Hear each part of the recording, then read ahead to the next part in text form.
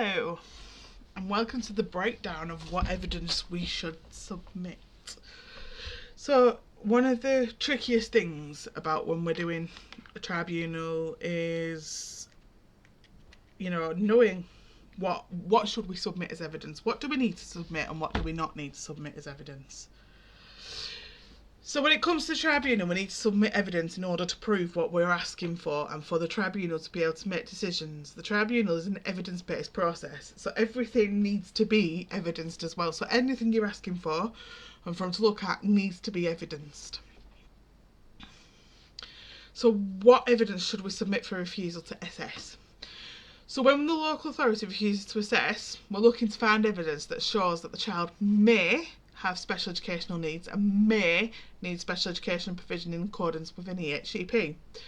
So this would be likely in reports, letters, emails, anything that basically shows and documents in black and white what difficulties and needs that a child might have and what support that they might need putting in place.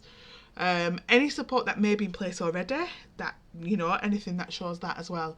So things like provision maps, IEPs, SAT plans, any letters that are medical from paediatricians, from occupational therapists, speech and language therapy, any reports written by EPs, clinical psychologists, anything that shows what we're trying to say. Diagnostic reports if you've got them, but do remember that it's a needs-based process and you don't need a diagnosis.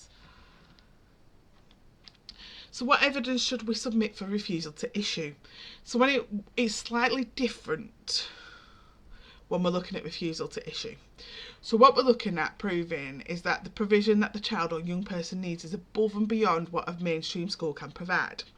So in this, we need to provide reports and letters that show the level of need that our child or young person has.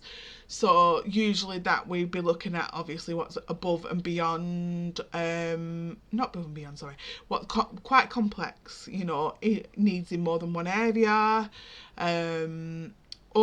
so we're proving there that the needs are complex and they probably need a bit more than the school can already do. I say a bit more, but it's variable whether it's a bit or a lot more. Then we also need to prove that provision is above and beyond what a mainstream school could do without additional resources, whether that's money, adults, space, equipment. If they don't already have what your child needs to support them within the school environment, and it wouldn't ordinarily be in a mainstream school environment, then we should be looking. Oh, this is annoying me now. Stop recording.